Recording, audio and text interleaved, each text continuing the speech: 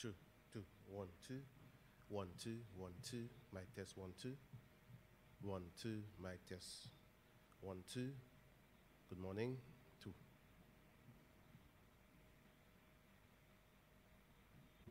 2, 1, 2. 2, 1, 2. Testing 1, 2, 1, 2.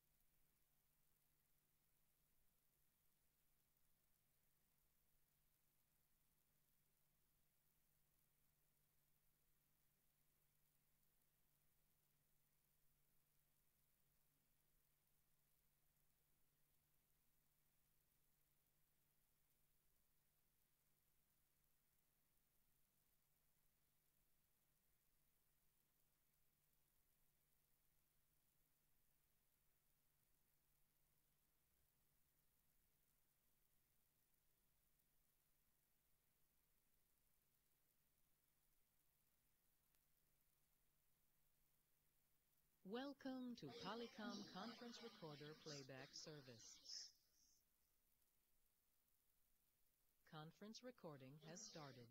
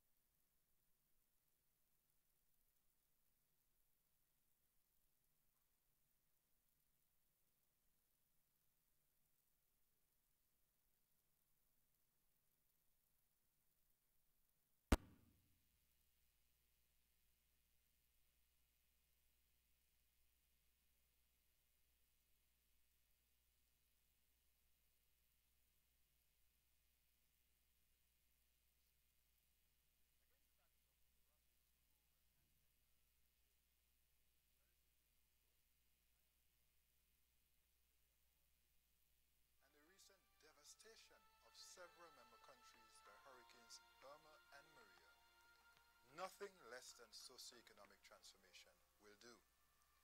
We must be resolute in building resilience as we commence the arduous task of reconstruction. We must swiftly address the widening gap between the skills that companies need and those that workers have and our education system delivers. We must.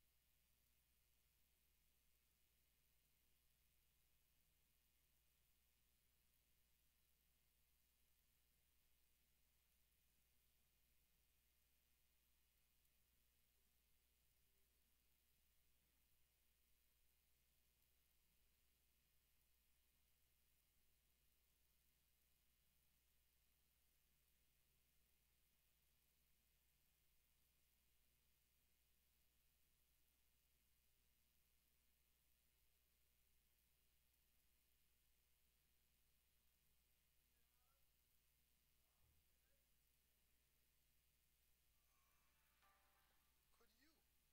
competitive. Could you imagine a currency union where globally competitive businesses and industries predominate? Young people are productively engaged and full of hope, and citizens are not merely striving but thriving. This is our vision. This is what could be and should be in the Eastern Caribbean Currency Union. Against the backdrop of rapid global and technological change, relatively low growth and high unemployment, particularly among our youth, and the recent devastation of several member countries by hurricanes Irma and Maria, nothing less than socioeconomic transformation will do.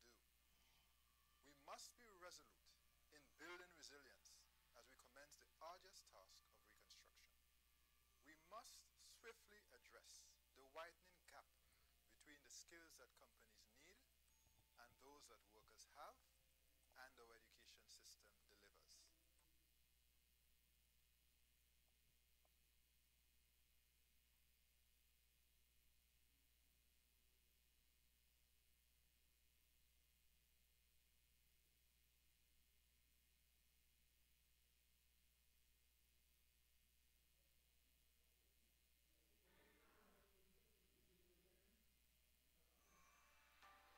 Could you imagine a currency union where globally competitive businesses and industries predominate?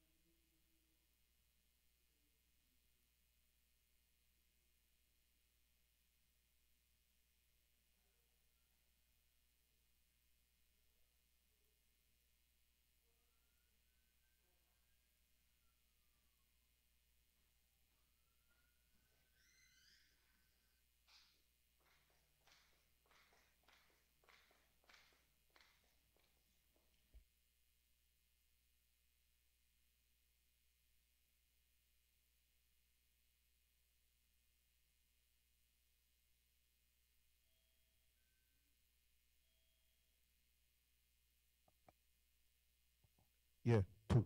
Okay, Marlon, put that into play again, but put it back, the volume a bit low. Put the volume back up, not the main one.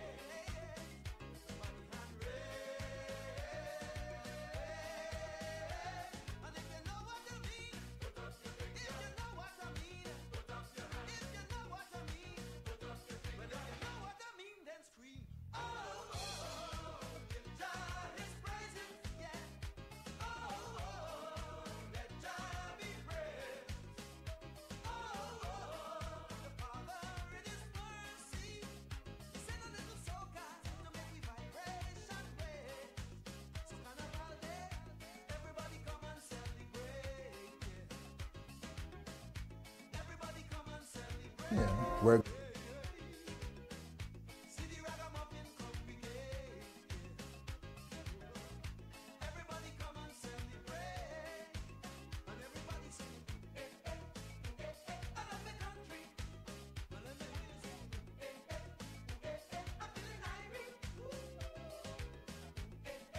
globally competitive.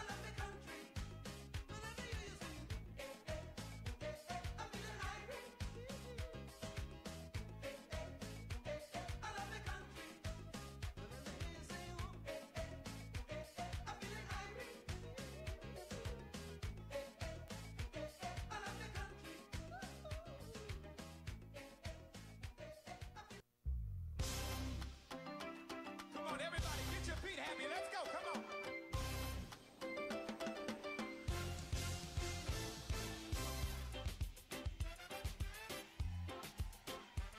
Where my islanders? Can some of y'all run down here to the front real quick? I gotta know who's in the building. Where my islanders? I need y'all to run down here. Come on, let me see you.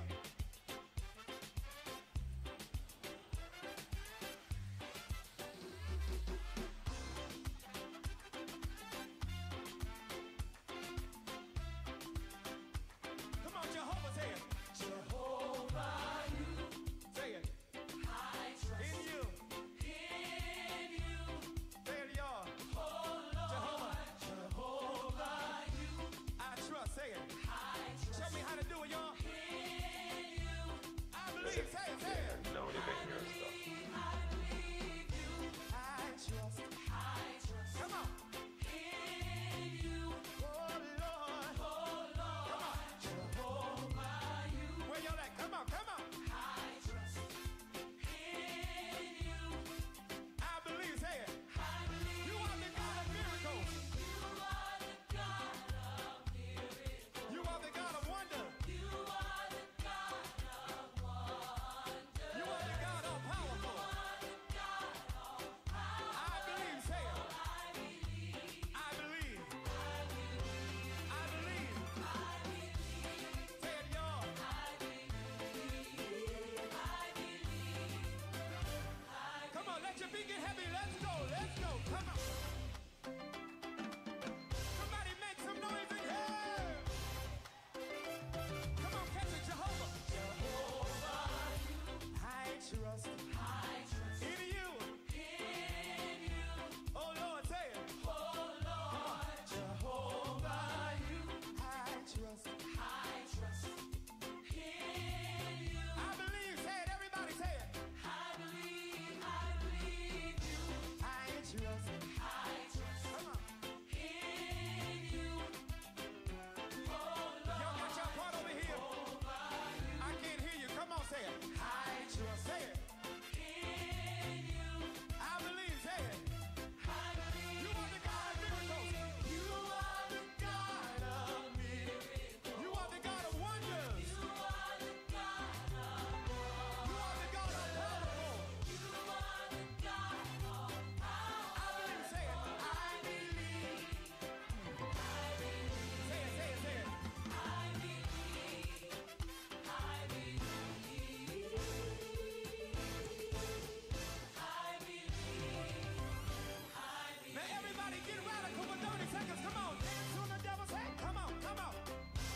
Come on. Y'all ain't radical enough over here. Balcony, I can't feel ya. Move the beat. Everybody, let's go. I see you back there. Balcony, y'all gotta come on. Hey, come on.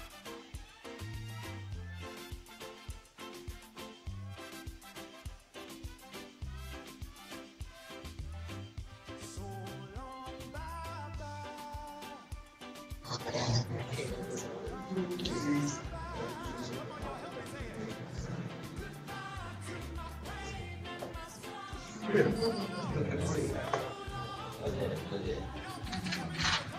That was, I was trying to. What do you know about the relationship? I just never have a good day.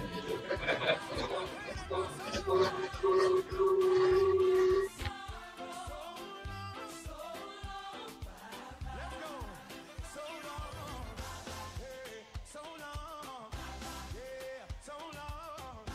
yeah, so long, yeah.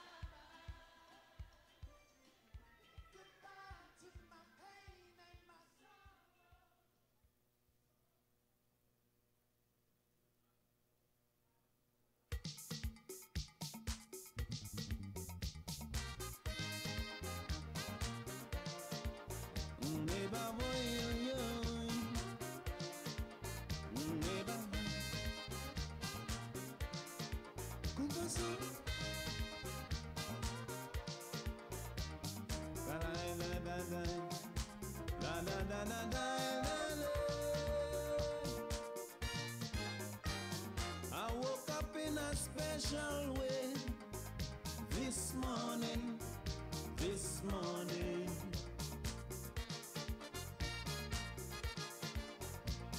I don't know why I feel this way this morning, but something really touched my soul this morning, this morning.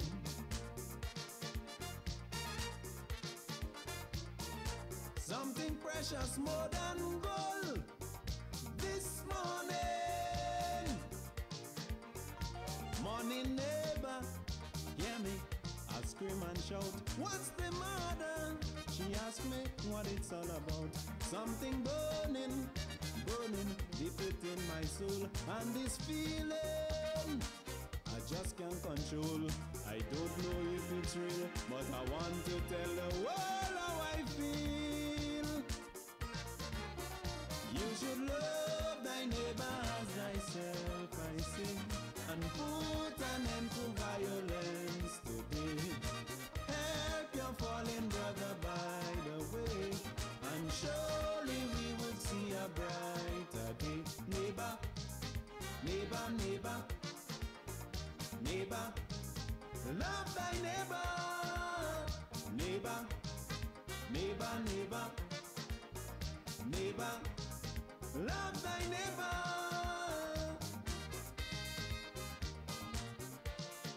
We should live in love, oh neighbor.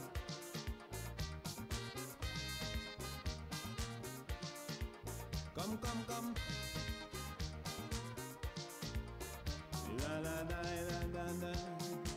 Oh, oh, oh, oh. I've got to let the whole world know this morning, this morning. 'Cause I never felt this way before this morning. I don't know if it's just a dream this morning, this morning. But it really makes me want to sing this morning. Little children, hear me, come gather round. Oh my children, I beg you, hold hand in hand. Are you ready to sing a song of peace and be happy? In a time like this, it's not yet too late. We could break down the barriers of hate.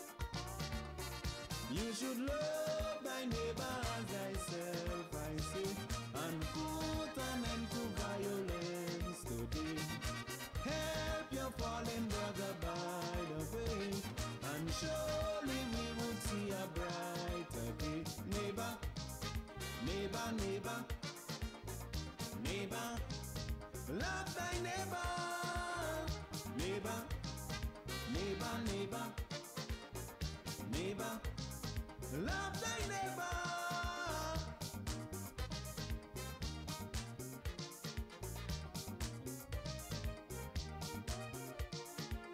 Mash it up.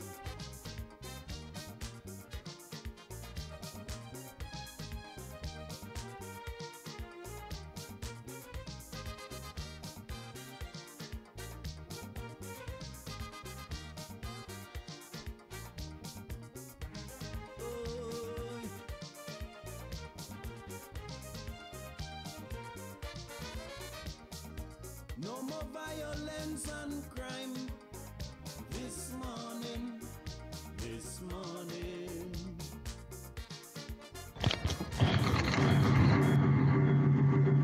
This morning.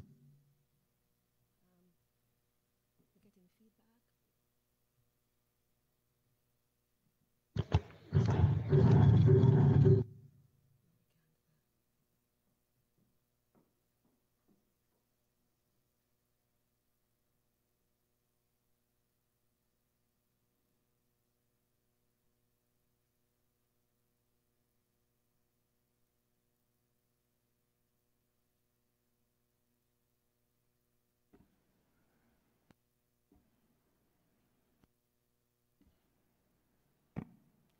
Morning, everyone. I'm advised that we're waiting the arrival of His Excellency, so we'll start momentarily. We usually like to start our meetings on time.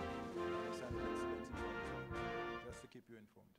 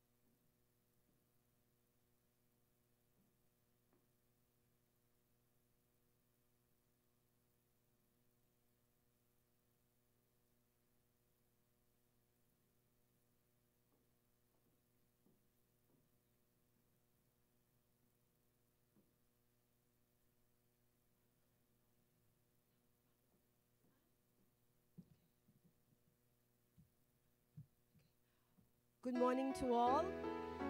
Can we stand for the national anthem and the arrival of the Governor General of St. Kitts and Nevis, His Excellency S.W. Tapley Seaton, CVO QC JP.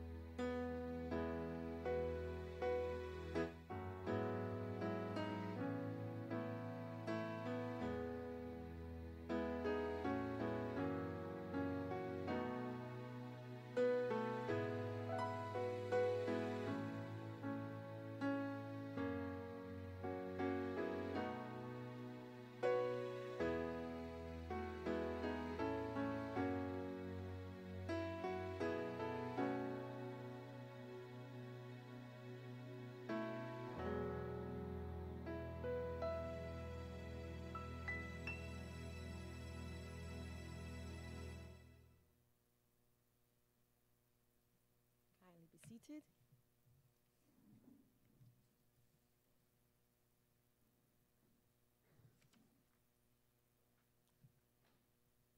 We welcome you to the ECCB Strategic Plan 2017-2021. We will now, as we always do at the Eastern Caribbean Central Bank, is to invite God's blessings. And so we'll ask Mr. Nigel Brown to come and say a word of prayer. We will stand once more in prayer. Thank you, Sybil. Eternal God and Father, we are grateful for another opportunity to stand in your presence. We thank you for the lives that you have spared, O God. We thank you for your mercies and your grace. We thank you for this brand new day that you've given to us. Father, Lord, even at this time, we acknowledge you. We acknowledge, O God, that you're the one who give wisdom and understanding and direction. We thank you for the Eastern Caribbean Central Bank, this great institution. We thank you for the peoples, O God, that we serve. We thank you for all our stakeholders and all our partners that are working together, O God, to transform the ECCU. And even as we prepare to launch this very important event, we pray, O God, that your blessings will be upon it, and that you would be with us, O God, and that you would help us to continue to fulfill our role and our mandate to the peoples of the Eastern Caribbean Currency Union. We thank you and we commit all things into your hands, for you are our God, and we are your people. In Jesus' name we pray with thanksgiving and praise. Amen and amen.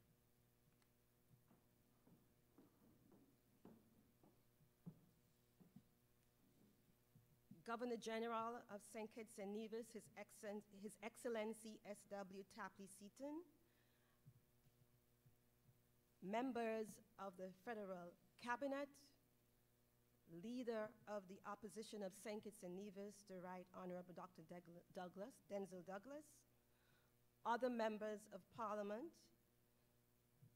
We also acknowledge other members of Parliament in other ECCU countries, the Premier of Nevis, Honorable Vance Amory,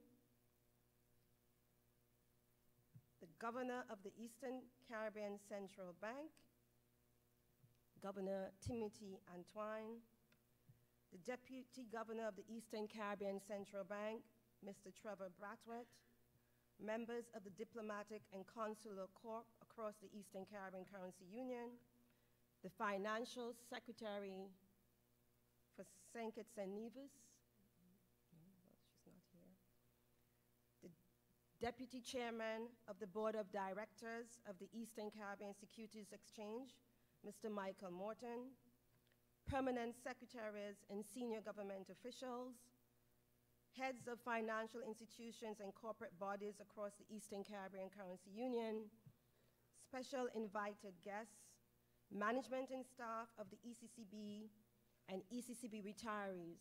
We welcome you to the launch of the ECCB Strategic Plan 2017-2021. We also remember in our prayers those from Anguilla, as well as those from the Commonwealth of Dominica who are unable to join us because of the devastation based from Hurricanes Irma and Maria. So we keep them in our prayers. We now invite you to look at a video presentation entitled The ECCB Advancing the Good of the People of the Currency Union. Do enjoy this initial presentation on the launch of the bank's strategic plan 2017-2021.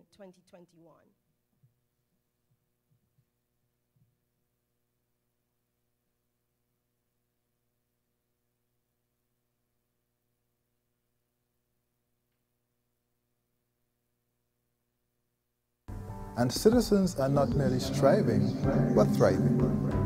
This is our vision. This is what could be and should be in the Eastern Caribbean Currency Union. Against the backdrop of rapid global and technological change, relatively low growth and high unemployment, particularly among our youth, and the recent devastation of several member countries by Hurricanes Irma and Maria, nothing less than socioeconomic transformation will do. We must be resolute in building resilience as we commence the arduous task of reconstruction. We must swiftly address the widening gap between the skills that companies need and those that workers have and our education system delivers. We must leverage financial technology to help address the issue of de-risking, loss of correspondent banking relations, transform the way we pay for goods and services, and harden our financial system against crime, while raising our region's growth trajectory. Accordingly, transformation is the focus of ECCB's Strategic Plan 2017 to 2021. Over the next 5 years, our central bank will endeavor to advance the good of the people of our region by maintaining a strong and stable EC currency, strengthening and enhancing the financial sector, promoting fiscal and debt sustainability, and supporting economic development. Fellow citizens of the currency union, this plan is about you and for you. The ECCB cannot do it alone. Therefore, collaborative and collective action is critical. The ECCB will work closely with member governments, business community, labor unions, churches and other social partners, development partners, and fully engaged citizens. Together, let us go forth and build, for we have a high and urgent calling, and the hope of our reward sweetens our labors.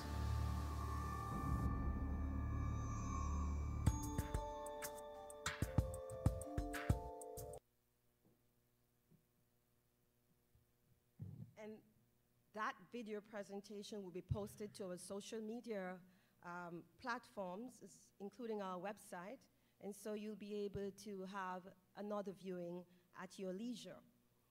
We now invite you to we now welcome our Governor, Timothy N.J. Antoine, to introduce the ECCB Strategic Plan 2017-21. And so we invite you to welcome Governor Antoine to the podium.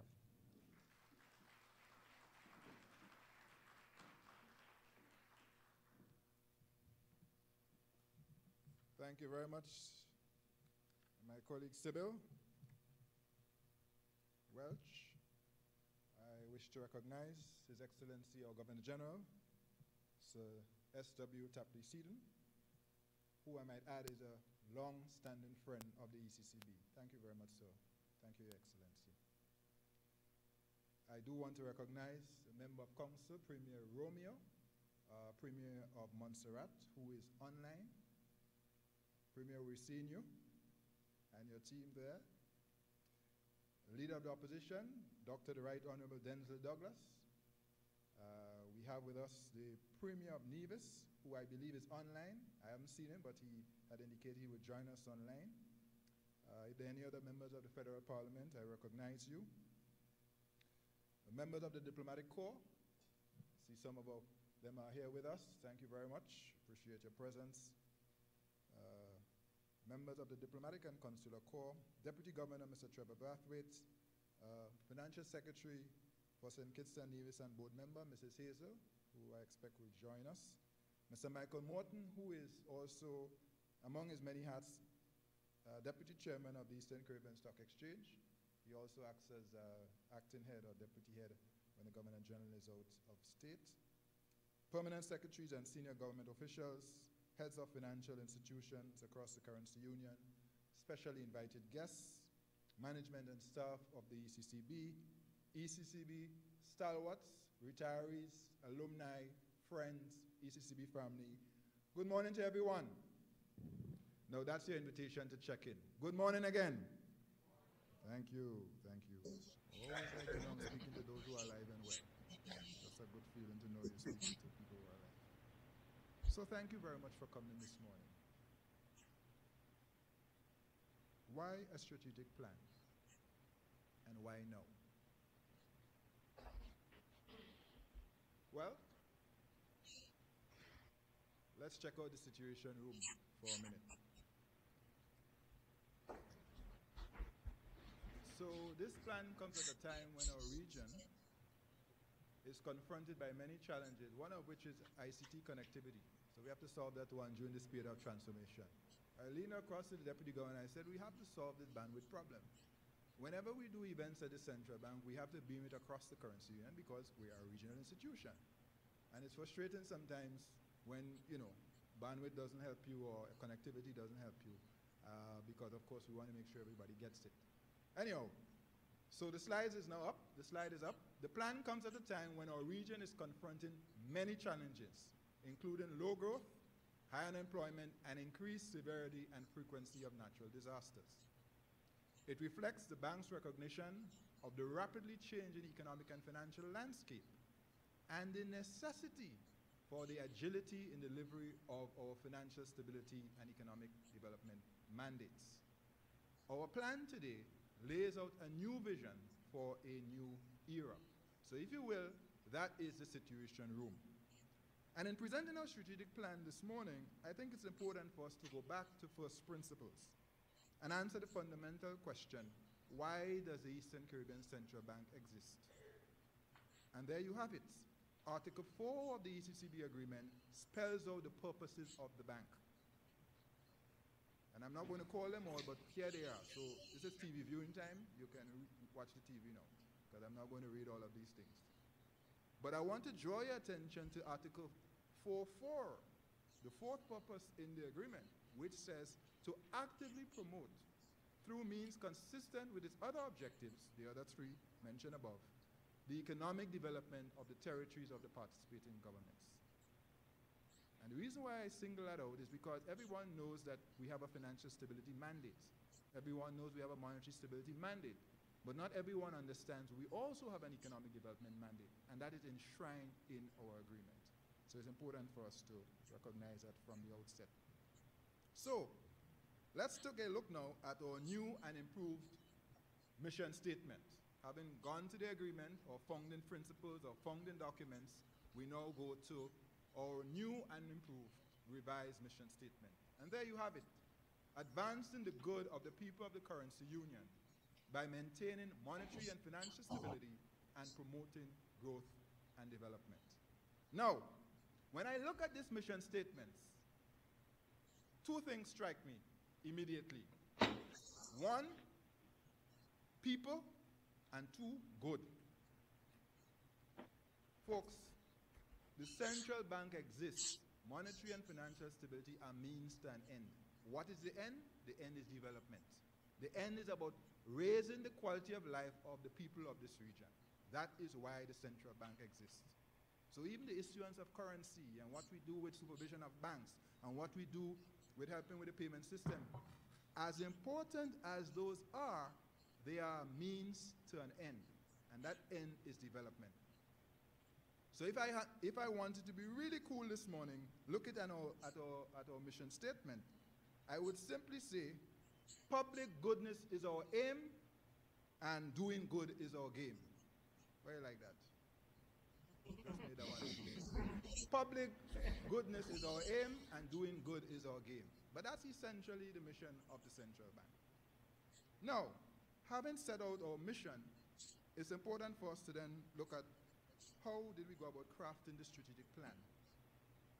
And we did what is quite standard procedure with strategic planning. We did a SWOT analysis. Strengths, weaknesses, opportunities, threats. And if you look at the screen, you will see our strengths. And right at the top, perhaps that's our greatest, not our greatest, but one of our greatest strengths. It is our strong dollar.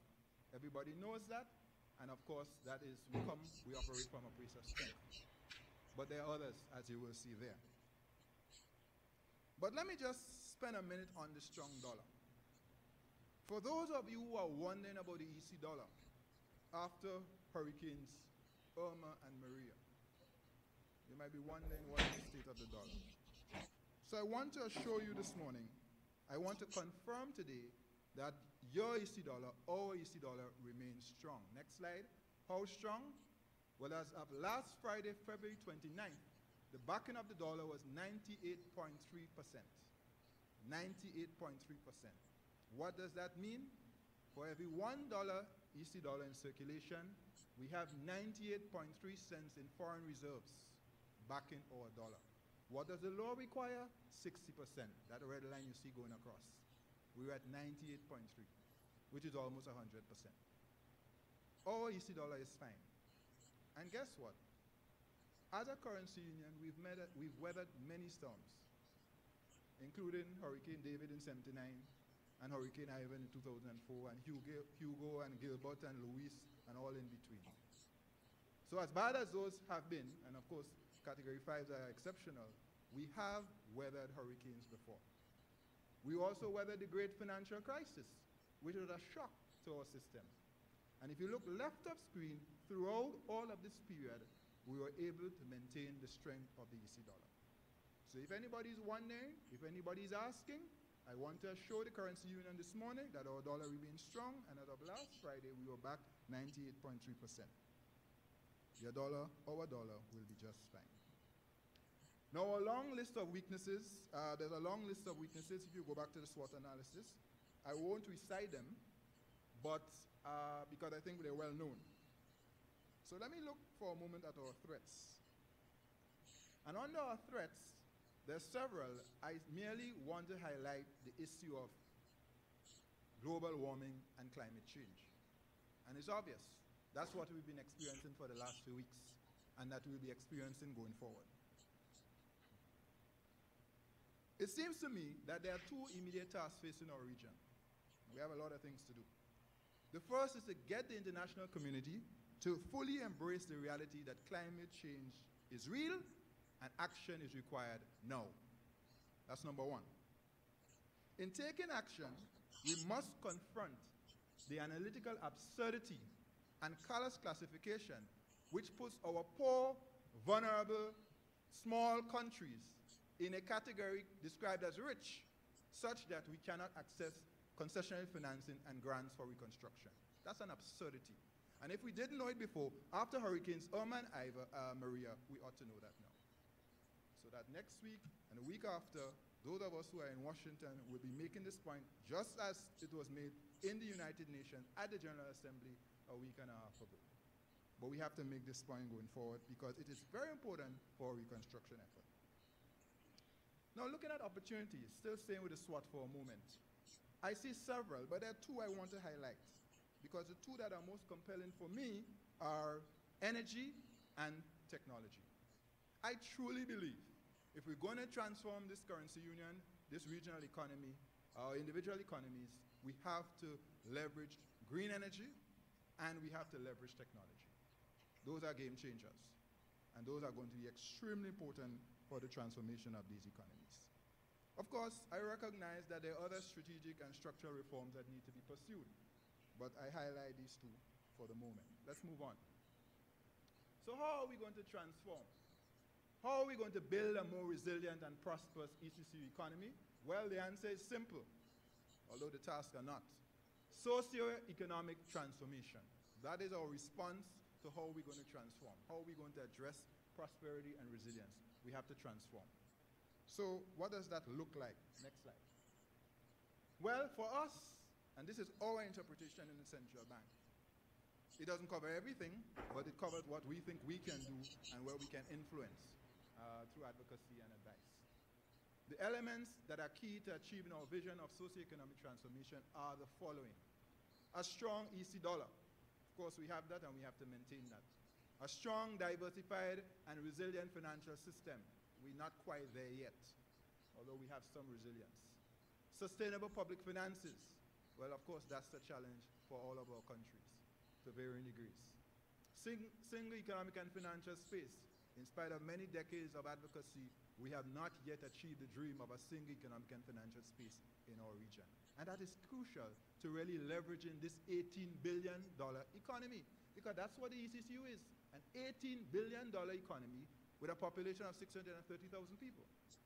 Many of us are still thinking in our own domestic space and not recognizing the space can be leveraged multiple-fold, exponentially, if we get it, that this space is not St. Kitts and Nevis or St. Lucia or Grenada or Anguilla or Montserrat. It is all 8, multiplied with a synergistic effect. Single-digit unemployment. For us, this is huge. That's why we said socio-economic transformation.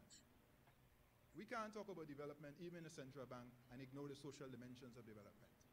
Employment is the #1 scourge, perhaps some will argue crime, but the #1 scourge, certainly the #1 reason for poverty in this region. It used to be education, it's no longer that, it's unemployment. And therefore, we focus on it, especially regard to our young people.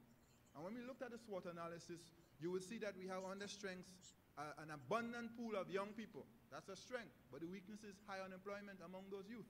And of course, the social pathologies that can emerge. So that's the focus for us.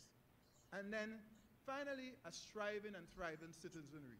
People are not just working hard, but they're actually getting ahead. They're making it, and they have a sense of well-being and a sense of progress. If you will, that will be, if you will, the happiness factor, the happiness index for our transformation process. So that, in a nutshell, are our elements. Let's move on. So, we now present the goals of our strategic plan.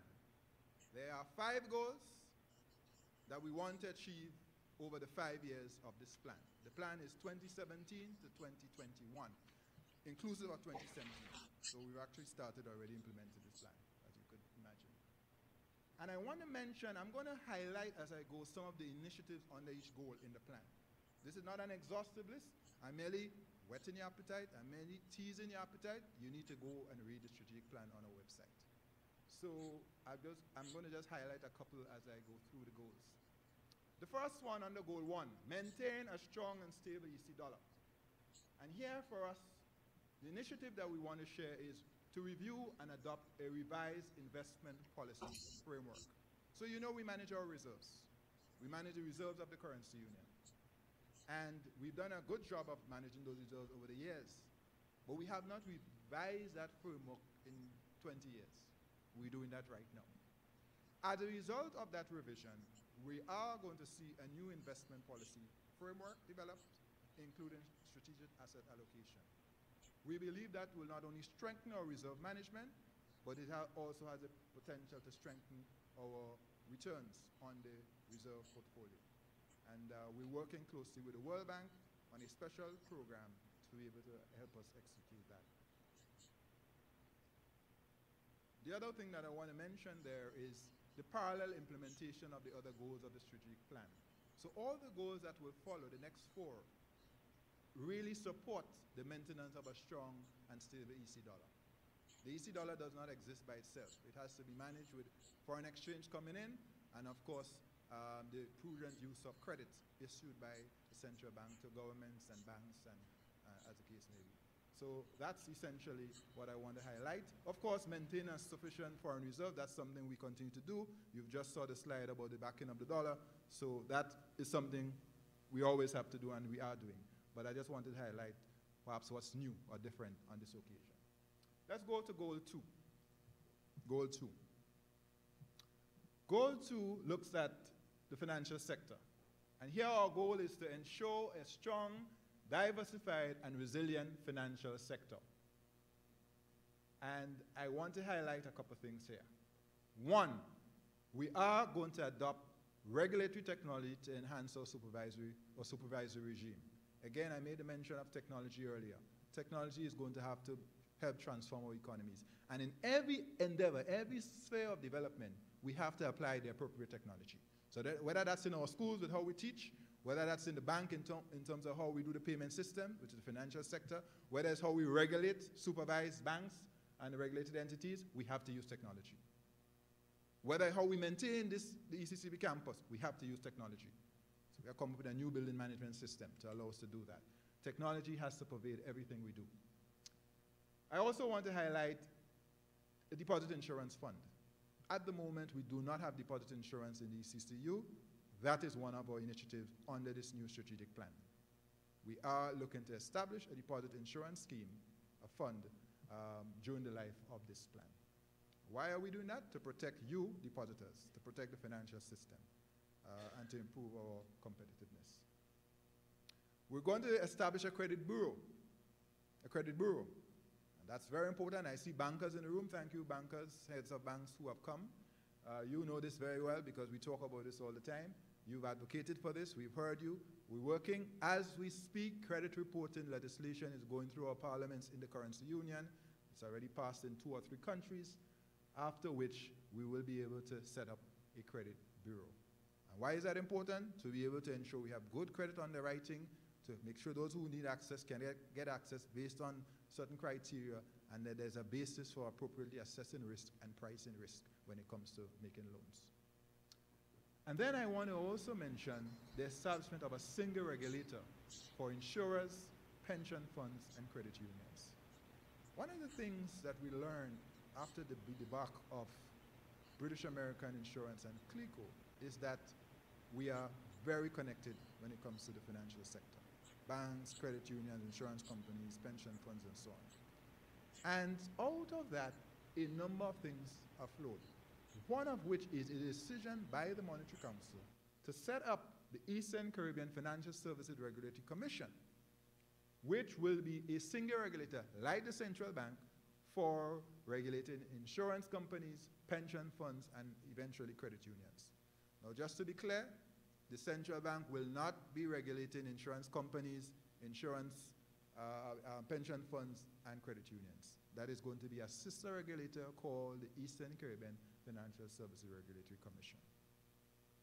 And of course, I just want to end on this slide with announcing that we'll be publishing the ECCU Financial Stability Report.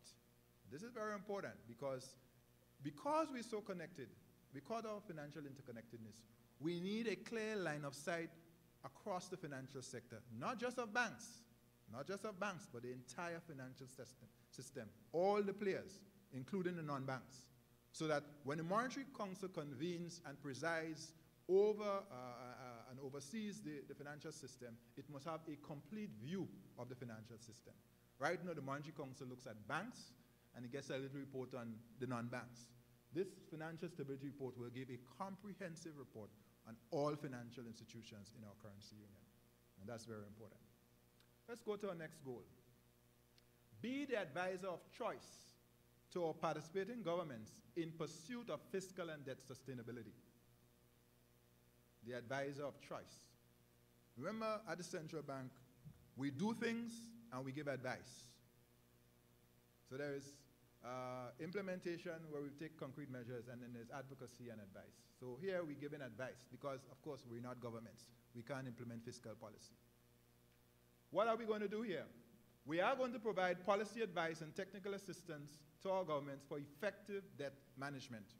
Everybody knows we have debt issues, and therefore effective debt management is key. And that's something we'll continue to do as we go forward. Secondly, we are going to continually advocate for the wise use of citizenship by investment programs. They call CIP, in other countries they call CBI, same thing. And this is something we've been doing and we will continue to do because we recognize the importance of these funds as a source of foreign direct investment, to be able to help with infrastructure, among other things in our countries, but they have to be used, the funds have to be used wisely. So we've continually advocated that and ways that we can help. Third, and this is very important, and this was something we were doing before Hurricane Irma and Maria, but obviously it's something that takes on even greater prominence today. And that is to help our governments to establish a resilience fund that could be financed from the flows of CIP, CBI, and from climate finance. This is very important. So at the individual level,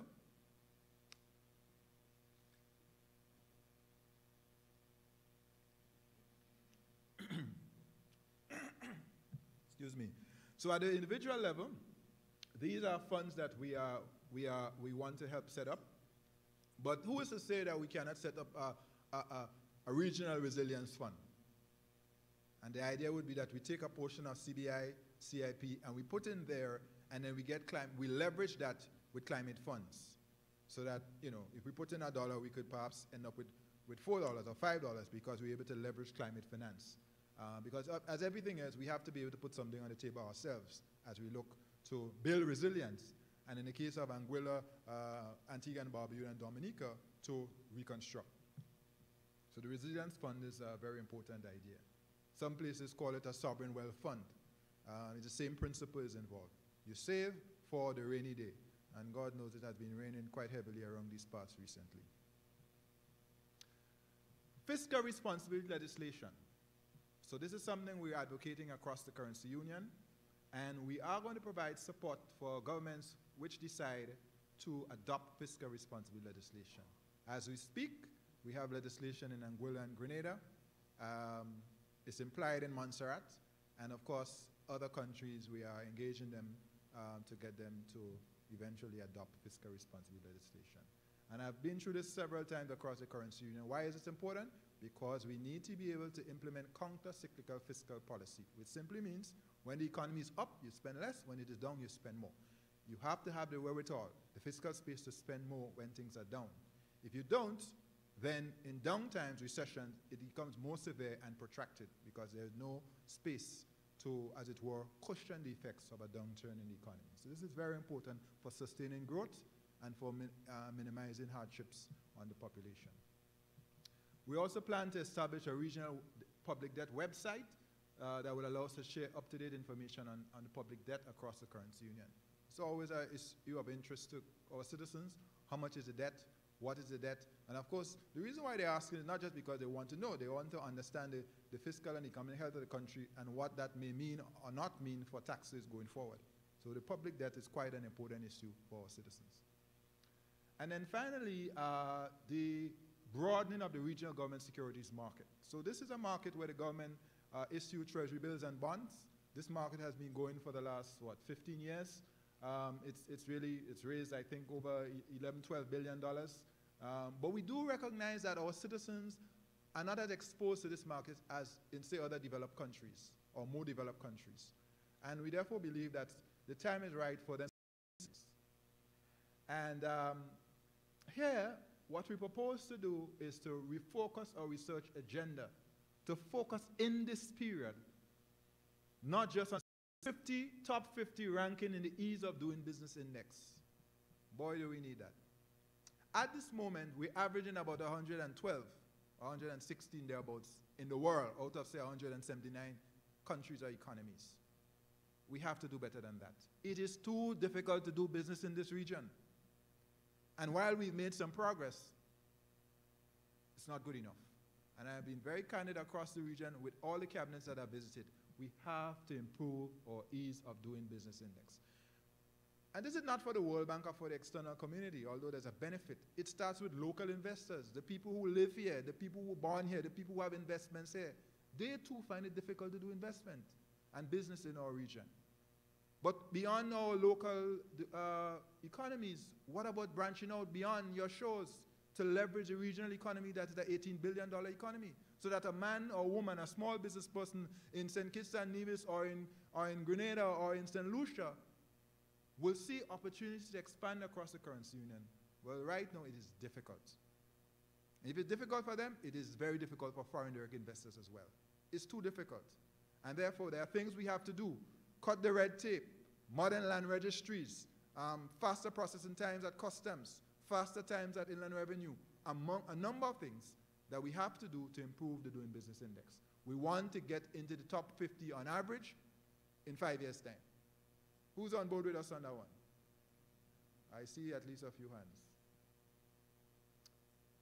Establish a partial credit guarantee scheme to expand access to the financing of medium, small, and medium enterprises. Very important. Micro, small, and medium enterprises. We recognize in our region as we move around the issue of access to credit. People tell you they have a good business idea, but they don't have access. They can't get access. The banks deem them too risky. They have no collateral. They have no track record, whatever the issue is. And we have to solve for that. And part of the solution, and I say part, it's not the full solution, is the establishment of a partial credit guarantee scheme. As we speak, several of our governments have now passed this law. Molise, if you're there, how many? 4 or 5? About that? About 5 have passed it. We're on our way with respect to the partial credit guarantee scheme.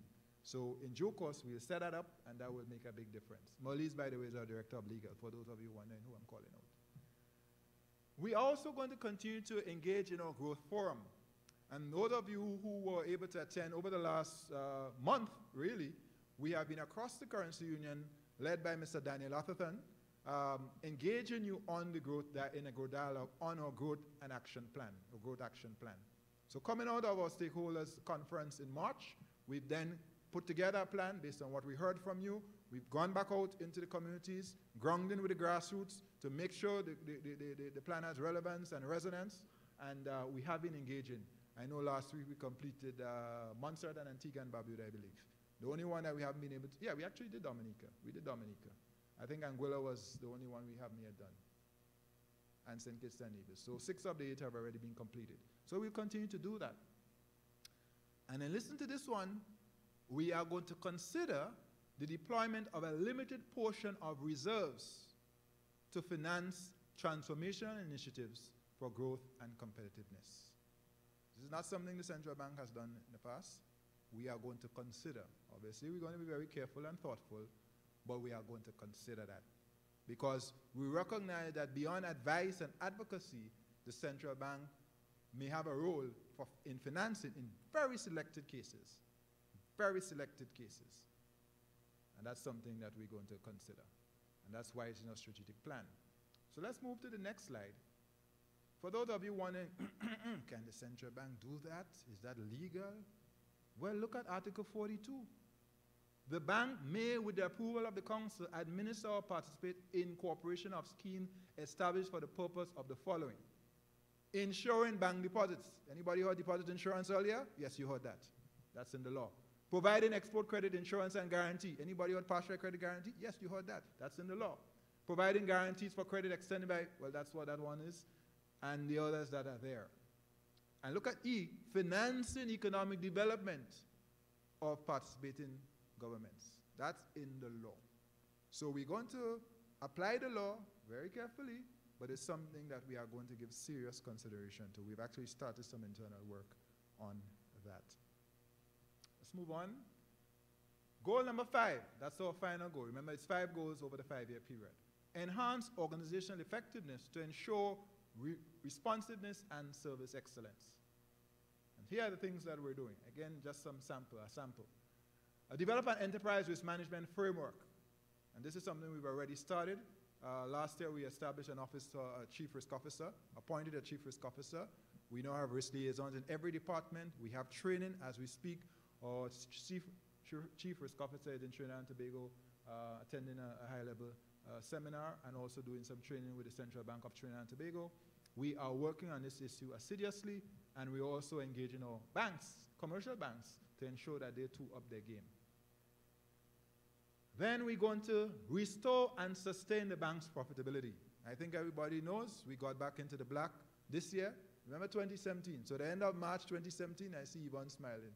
Yes, we made profit again. I think everybody knows we made $6.3 million after 2 years of losses. Now we need to sustain that going forward. And so that's a focus for us in management. And so far, 6 months in, we're on track. I'm not saying anything else beyond that. Green the ECCB campus. That's important. So here's the deal. We want to become, we meaning the ECCB, campus. We want to make the campus carbon neutral within 5 years. We want the ECCB campus to be carbon neutral within 5 years. You see how serious we take in climate change? And by the way, that was before Hurricanes Irma and Maria. We know in the Caribbean we're the least of the apostles when it comes to the emission of carbon dioxide. And yet for all, we're taking the lead. We're taking the lead to signal to the world that this is important for us. Because global warming is hurting us. It's eating up our corals. It's bleaching our corals. Or it's hurting our economies. It's creating hurricanes. It's powering storms that are more severe. So what are we doing? We're not just talking and saying you have to take climate change seriously. We are taking it seriously at the ECCB. We're going to green this campus. Just watch us. You'll see. We already have a team working on that. We're going to transform citizenship engagement, and we've already started that.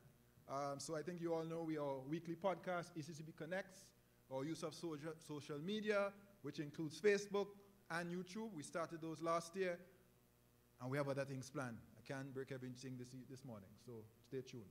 But we plan to use that because we recognize we have to meet the people where they're at, especially our young people, and engage them with messages to uplift them and to help them to develop themselves. Then we have to revamp our human resource strategy because as a bank we have to make sure we're fit for purpose. We have talent as well as, of course, we're managing the talent well to serve the people of the region. And we have to continue to change our culture using our star values. And what are those star values, by the way? Next slide, please. And those of you wondering, I'm coming to the end of the presentation. Our star values are service excellence, teamwork and truth-telling, accountability, and results. That's the star mantra of the bank. And that's what we use to help us to be able to guide how we want to change the culture of the bank. So last December, we had Star Awards, where we awarded our employees based on who exemplified the star mantra in the bank. Let's move on. So, the implementation of the plan leads us to our vision. Normally you start the vision early, but I did the mission, and now I'm going to, as I conclude, I'm going to share with you our new vision statement. And it is this: to be a model institution, delivering exceptional service and influential policy advice to support the development of a thriving currency union. Model institution, exceptional service, influential policy advice for a thriving currency union. That's the vision, or new vision. And I decided to put it right after the final goal, which speaks about organizational effectiveness. So as I conclude, next slide, I conclude with these three key messages. That's my final slide. And there are others, but we decided not to share them this morning. Our region needs socioeconomic transformation now. Now more than ever. We need socioeconomic transformation. But the ECCB cannot deliver socioeconomic transformation on its own. The fulfillment of our shared vision requires strong engagement and partnership with our governments, financial institutions, regional institutions such as the OECS Commission and the Caribbean Development Bank, business community, social partners, including churches and the media, development partners, and other stakeholders. We can't do it alone. It has to be partnership. It has to be partnership. And finally, let us go forth with nowness, boldness, and togetherness. And I see the linguists diving for the dictionaries now. Nowness, what is that? Well, hello, I just made up a word. But if we're going to transform this region, we have to get creative, so I just created a word, okay? Nowness, a sense of urgency to get on with the task of reconstruction and transformation. Nowness, boldness, and togetherness. And that, ladies and gentlemen, is a sample, a snapshot of the ECCB Strategic Plan 2017 to 2021. Thank you very much.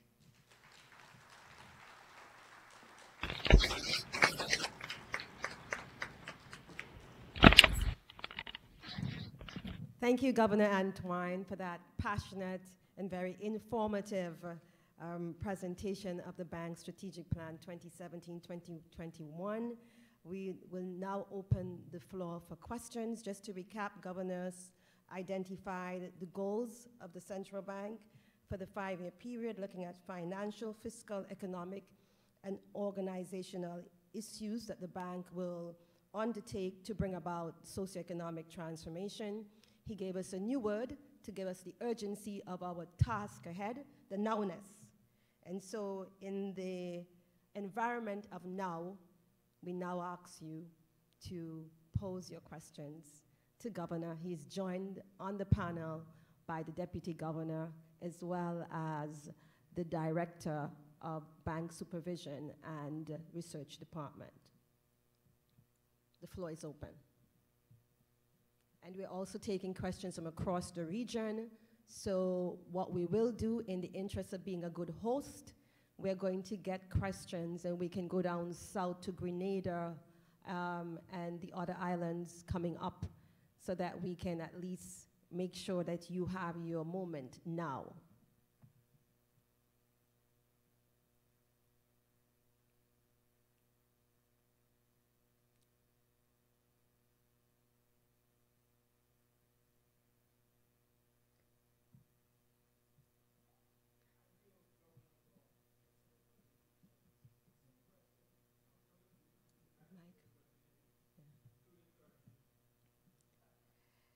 We acknowledge Dr. Denzel Douglas, the Right Honorable Dr. Denzel Douglas, the leader of the opposition.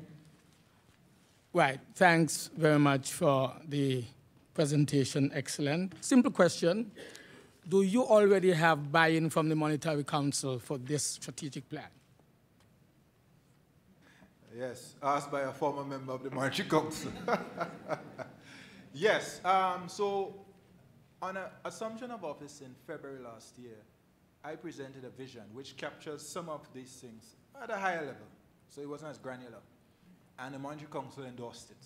I think that was February 16th or early in my tenure. And the council endorsed it. And we subsequently developed a plan and we took it to our board. And our board endorsed the plan. And now we've finalized it. We are going to send back the final product to the council. But everything that we've shared here is in fact part of the vision that the council endorsed. So I feel I have a strong mandate actually from the council to implement. But more than that, Dr. Douglas, we have actually started implementing some of these things. So whether it's the credit bureau or the partial credit guarantee scheme, they have actually taken legislation to their parliaments to pass them. So that's further evidence of endorsement. And as we go forward, what we will do, not just for the benefit of the Monetary Council and the board, is through our annual reports to give an accounting, an update on how we're going on implementation, because that is important in terms of accountability. But thank you for the very direct and pertinent question. Any questions from our currency union members in the other territories, the other countries? St. Vincent and the Grenadines, we have 2 questions. Yes, in terms of accountability, I noticed that absence was mentioned about the enterprise fund, that initiative that started several years ago. I was wondering if you could give us any indication as to the status of that enterprise fund and if it's still an important part of the strategic plan for the ECCB going forward. Yes, thank you for that. We have to do a reset on that. When I arrived, there was a certain, I suppose, a need for a review. And we are intending to review the enterprise fund. There's some lessons that I'm told from the actual effort that we need to draw on as we look at the redesign. And I think we also have to reach out to other partners and players in the process. So what we wanted is to create a range of products. So you mentioned the enterprise fund. We also have the partial credit guarantee. We plan to look at the export guarantee, which is a variant or sister of that product. And I'm hoping we come up with a suite of financial products that will help. Also, we are doing a review of the stock exchange, which is a sister institution, but of course is a part of the family of the ECCB. And in that regard, looking for how we take the stock exchange to the next level. Because part of the challenge, to your point about enterprise fund, is the need for equity financing. How do you raise equity in these parts to be able to do businesses? Because some of our businesses are overly leveraged. They have too much debt. And so we're looking to see what opportunities we can get there. So it's a comprehensive review. We actually have the World Bank assisting us with some of that review. And I'm hoping in time we'll be able to come forward with a new way, on a new approach, as it were, to a suite of products, including this matter of the enterprise fund. Yes, the second question. I am really glad to see goal number 4 included. I think when we had presented the 8-point plan, a number of us had raised the issue that there should have been a number 9 that addressed some of these issues highlighted in goal number 4. And I think we missed the opportunity during the financial crisis to include an element of what you're seeing now in goal number 4. However, towards now the end of the 2nd decade, we are seeing this global rise in nationalism. You know, it was globalization in the 90s and the first decade. Now we're seeing Brexit and America first and so forth. How do you think at the end of the 2nd decade, with this new movement internationally, that your plan has taken consideration of this particular trend internationally? So thank you for the question. Before I respond to that, let me just add that in the annex, or we have 3 appendices to our strategic plan. One is on economic growth, one is on financial technology, and one is on the 8-point program.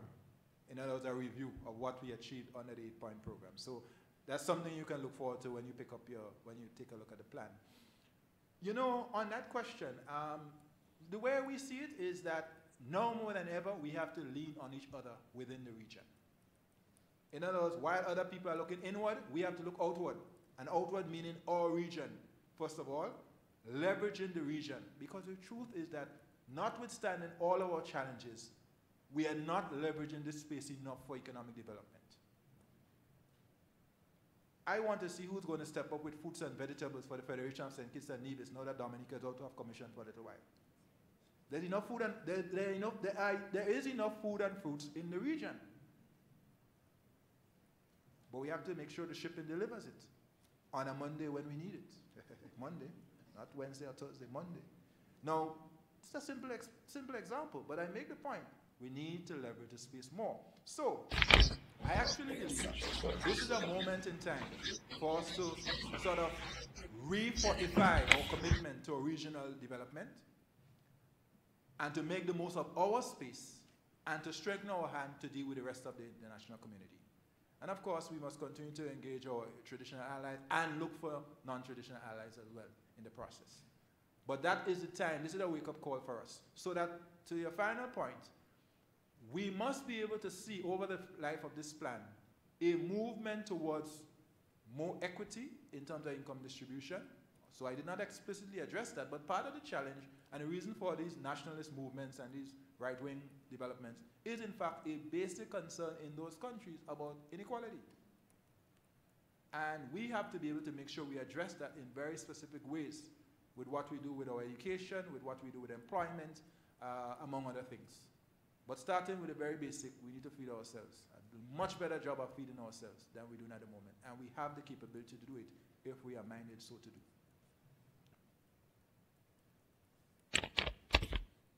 We're going to take a question from the Leeward Islands. We're looking at Antigua and Barbuda, Nevis, Montserrat. By the way, before you, Montserrat, you come in, let me just say on Dominica, we visited with Dominica last Friday. Dominica is starting replanting immediately.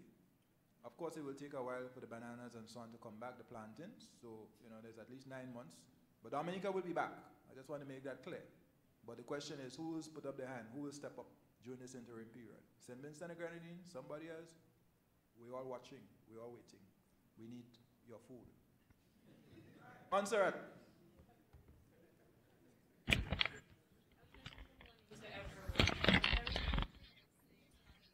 Sorry, we're not hearing you. Sorry, can you adjust your mic? We're not hearing you. My apologies. I was just commenting on the comprehensive 5-year strategic plan for the ECCU. And in going through the slides, I noticed that we spoke about citizen by investment. Now, Montserrat and Anguilla are peculiar to this because we are subject to the British Nationality Act because we are BOTCs. Now, being that we have 8 member states, how then do we plan to address the issue of citizenship, being that the British government in some cases have been reluctant to sanction the granting of passports from persons who want to invest in our territory? So for me, and being that, well, I sit in a peculiar way on the consular side, before we even get to the outcome of this particular goal, to me, we need to ensure that these 2 territories have the signatory of the UK to sign on, because it would somehow, in my view, defeat the purpose of that long-term goal. So I'm hoping on what is the action plan to address it from those 2 territories. Okay. So very briefly, let me say that the matter of CBI, Citizenship by Investment Program, is a sovereign issue. And of course, in the ECCU, 5 or 6 independent states have programs. 5 of the 6. The only how Montserrat and Anguilla can resolve that is the people of Montserrat and Anguilla. You have to decide what your future will be. Rest assured that we are there. We are brothers and sisters. Whatever choice you make, we're going to support you. But we're happy to have you in the currency union. Beyond that, that's really up to you. Having said that, your debt profile is better than the rest of the independent states. I don't know if that gives you any comfort or encouragement. In other words, Montserrat debt is very low. Of course, there are many infrastructure needs in Montserrat, and we recognize that, so there has to be investment, and that has to be funded. And of course, Anguilla, less debt, but of course has had to take on more debt, first with the banking issue, and now, of course, with the reconstruction effort. So that is going to be something we're going to watch and support very carefully going forward. But that's really up to the people of Montserrat and Anguilla. Do we have a question from Nevis or Antigua and Barbuda? Montserrat has another question, if we may. Proceed.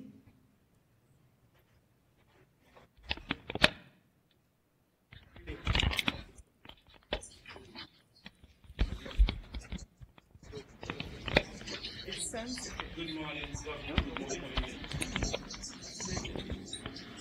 Yes, good morning. Question from Montserrat. My name is Peter Queely. Gov, I applaud the effort that has been made in terms of developing fiscal responsibility legislation for governments in the Eastern Caribbean. That has been long in coming. But my issue is, why are we going to do those acts at the local level and not at the regional level? Because at the local level, those laws can be manipulated.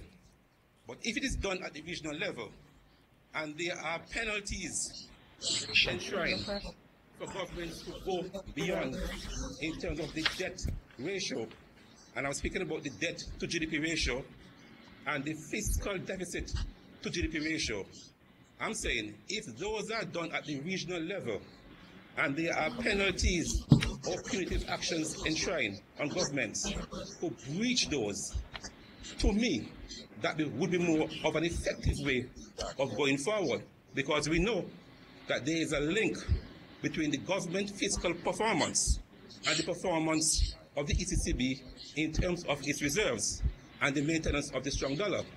And if governments are reckless in terms of their fiscal policy, it could have an impact on the overall currency union. Thank you.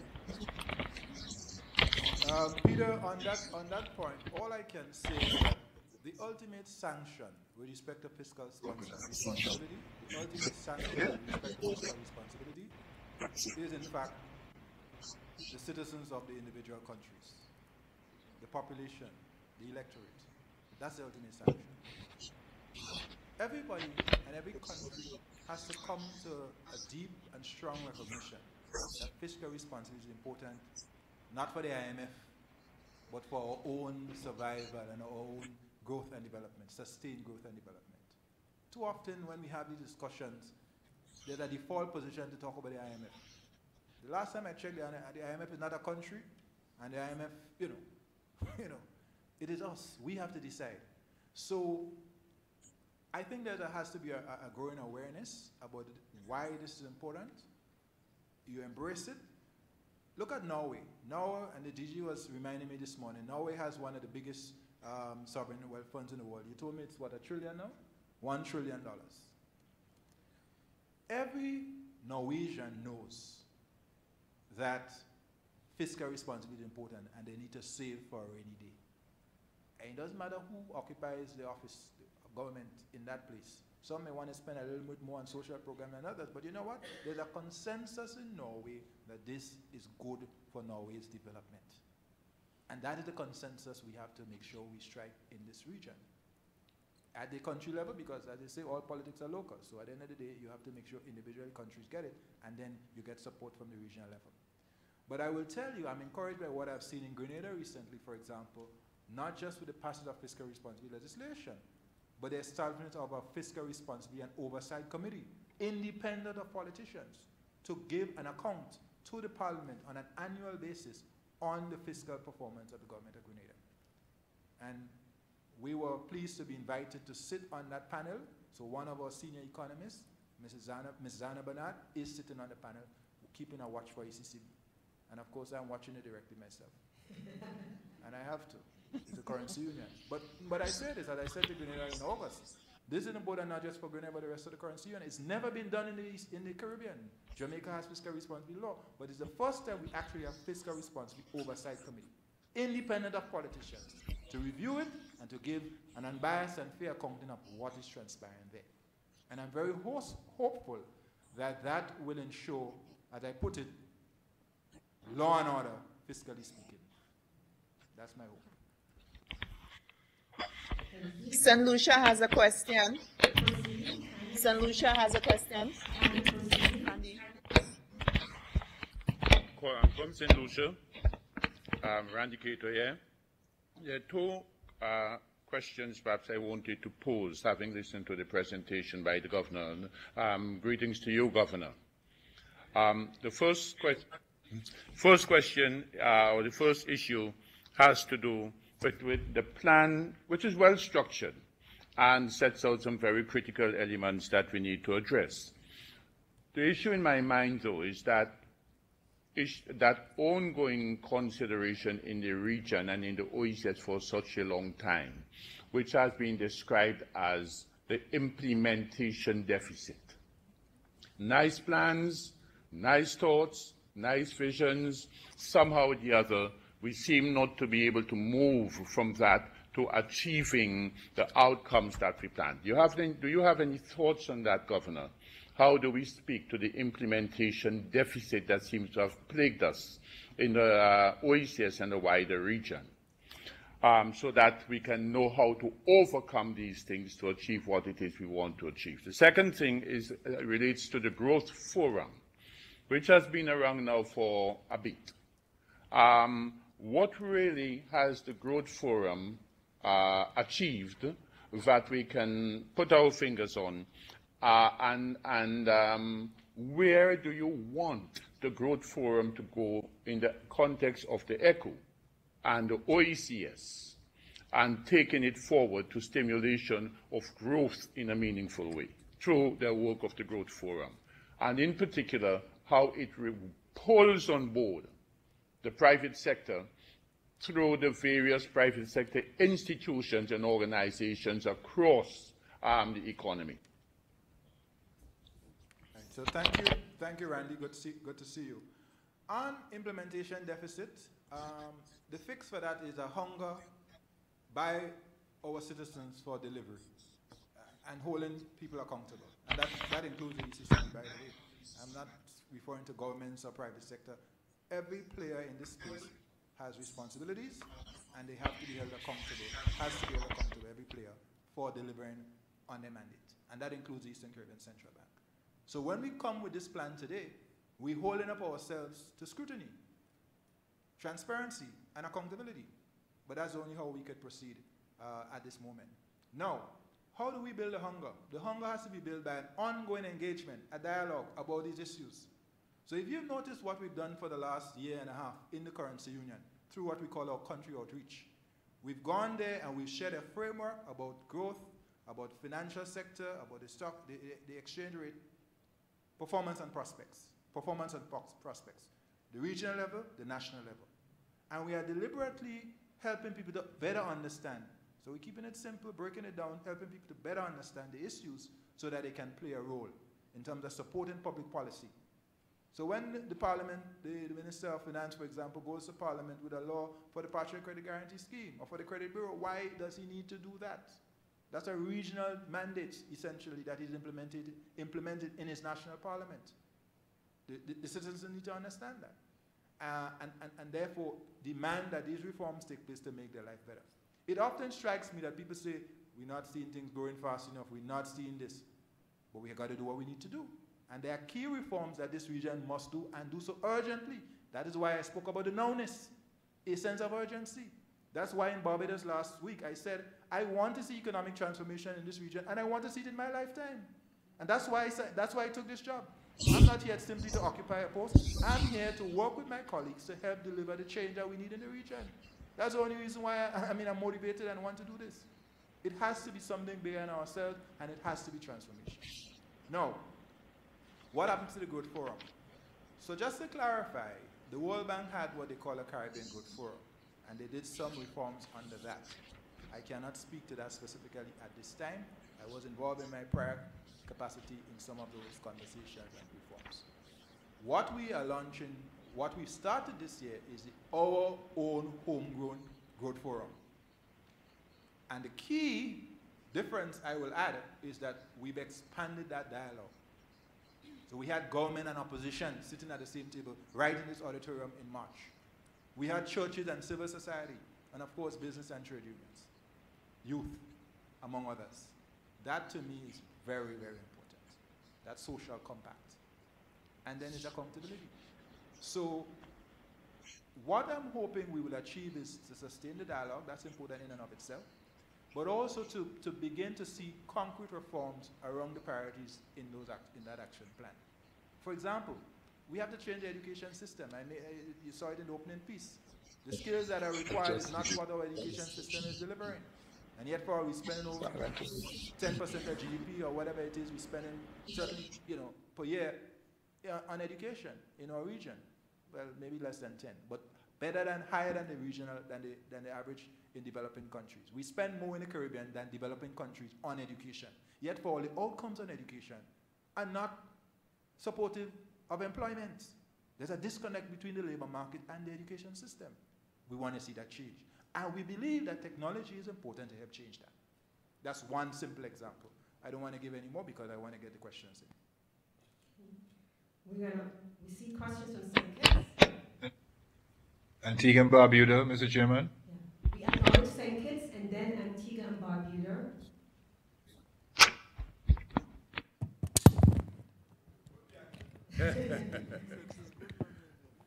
Former board member Wendell Lawrence. Okay, I would first of all like to congratulate the bank and the governor on what I consider a very excellent presentation. The whole question of implementation, I always say implementation starts with a very good plan, with very, very clear objectives and a clear specification of actions. And I think that the plan gives us that, and it is extremely focused. There are a couple of issues which I was looking for, and I think they were addressed, but some of them I will point them out. One of them was the governor said very early that in terms of the development agenda of the bank, there's a limit in terms of means consistent with its other objectives. In other words, the bank is primarily a central bank, and it can pursue development objectives so long as the means they use are consistent with other central banking functions. And I do think that the plan achieved that really very well.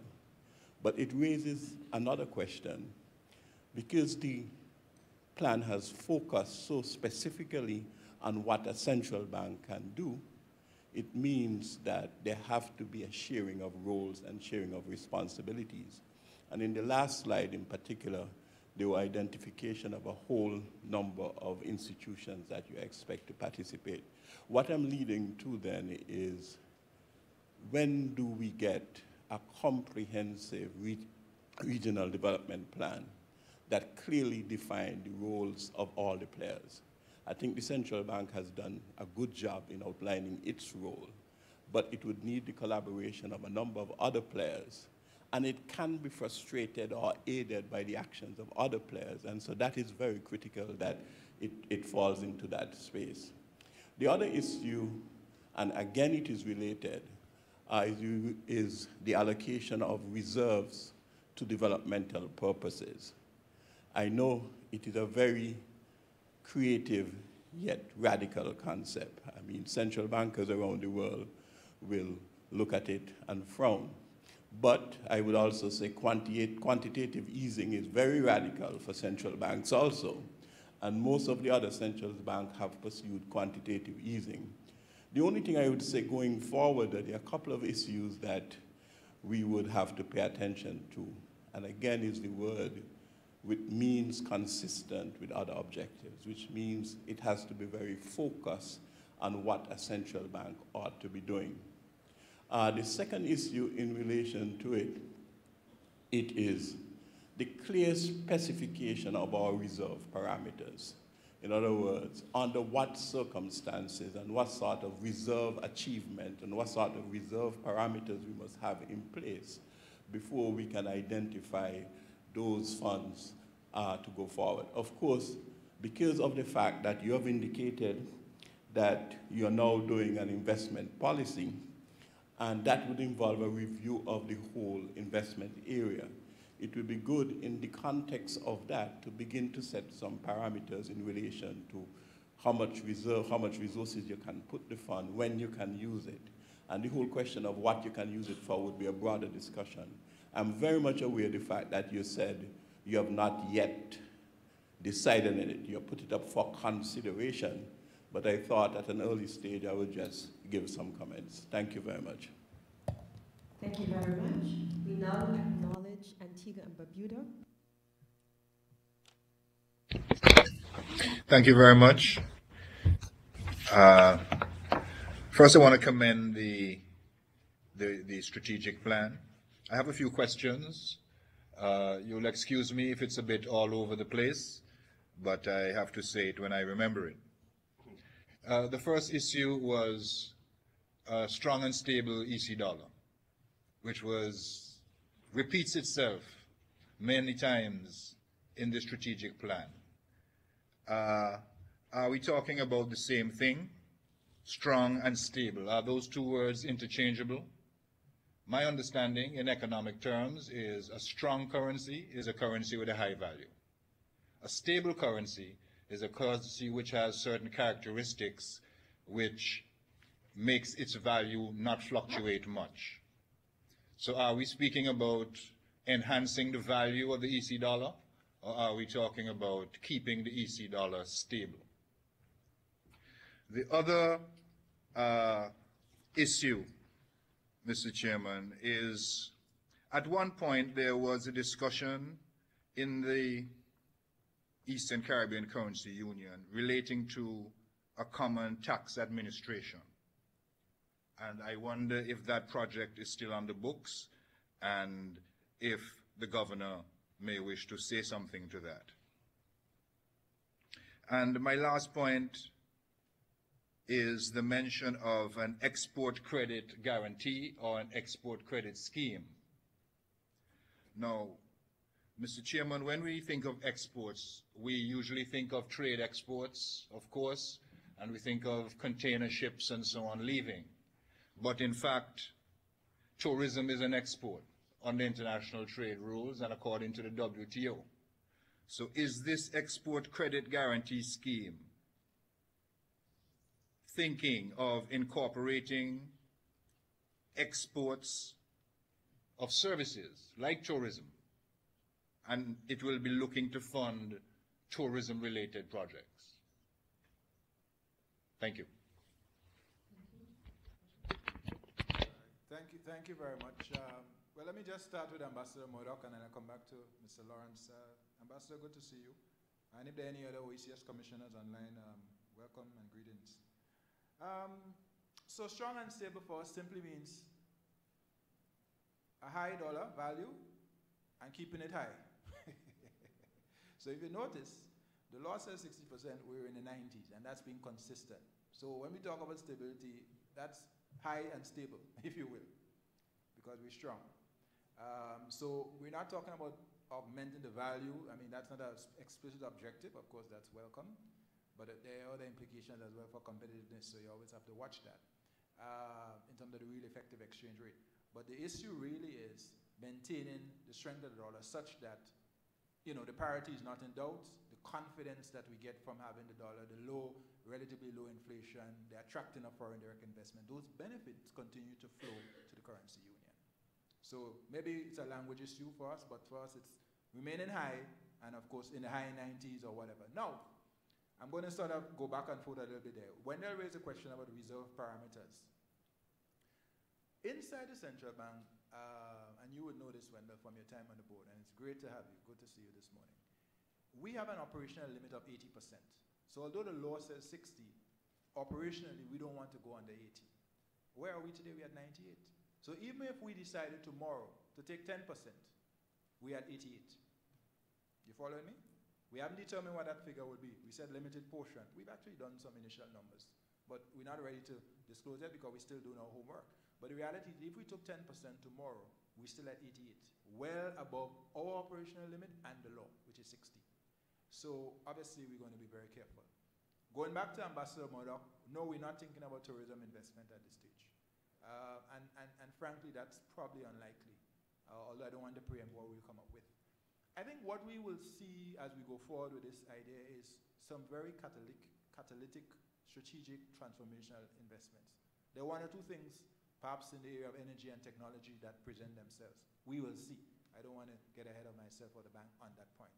But, you know, I think that's where we'll end up looking, but certainly not specific tourism investments. Because for us, going to your point about export guarantee, we want to fill gaps.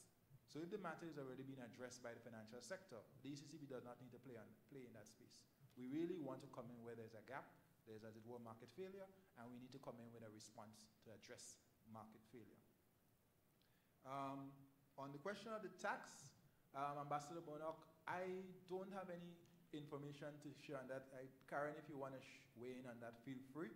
I know under the Free Circulation of Goods Project, or the OECS, they look at the issue of harmonizing certain tax measures so that we could optimize the tax, not necessarily increase it, but optimize the collection. But that's a discussion that the OECS is leading, and at this point in time, you know, the ECCB will obviously be involved as a member of the committee, but not leading that effort. So I can't give you any specific update on that idea. Karen, is there anything you want to add on that? Nothing much more. We've had some discussions with the comptrollers of inland revenue and customs looking at probably establishing what we call a regional revenue authority. Preliminary stages, we had the IMF do some studies on that idea. We've discussed with the countries, however, strengthening first the national level before we move to a regional revenue authority. So that's where we are. Yeah, I think, well, Wendell, I just want to say that I took your point fully on board about making sure it's consistent with other objectives. That's in the law, so we have to really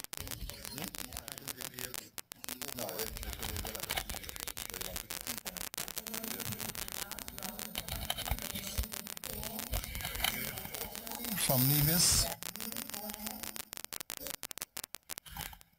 Yes, thank you very much, Governor. Calling from Nevis, and I wanted to look at that idea which you raised as a concern, and that is the high level of unemployment, especially among our young people. And I want to also throw in something you made mention of just now, and that is we have to look at our education system. And how do we seek through our present education system within the OECS to prepare our young people not just to become employees of established employers, but to use the training in ICT, in other technical trainings, craft and so on, business areas of training, to establish their own business, to become entrepreneurs, become small business people, and therefore employ themselves and also to employ other people as time goes on. And that throws into focus the need for, and one of the things you mentioned, and that is providing access to credit, to finance these ideas which our young people may have. And I think this is something which I would like you to look at, to see that we do not have the disconnect, but we have a young people being brought into the productive activity of the OECS and to create value as time goes on. Your view, sir. Yeah, thank you, Premier, and thanks for joining us this morning. Great seeing you. Just to say on education, we really must have this conversation and sort of wrestle this issue to the ground. As a former financial secretary, I always looked at how much we were spending and obviously look at the efficiency of the expenditure. And we have an issue right there. So for example, I mean, we really need to think about, is our curriculum offering of international standard? And don't get me wrong, we have great teachers, starting with my own mom who's a master teacher, so I have great respect for teachers. at international standard. And I would say we may need to operate and basically adopt an international curriculum with, of course, history, geography, culture, and spirituality to make sure we know who we are in the region. But I really feel now anybody who's coming out of our system has to be able to operate anywhere in the world. Anywhere in the world. And I'm not suggesting that for brain drain reasons. It's just the mobility of the labor market. You have to go where the jobs are and wherever they are. It's just as how my work takes me all over the world, and it's where the work takes me. I mean, it is what it is. Some days I'm in St. Kitts, some days I'm not. That's the nature of the job. The mobility of the market is important. So I really believe we have to look at that. Skills. What do we need in the 21st century in terms of skills? We need coding. Look at the ICT jobs.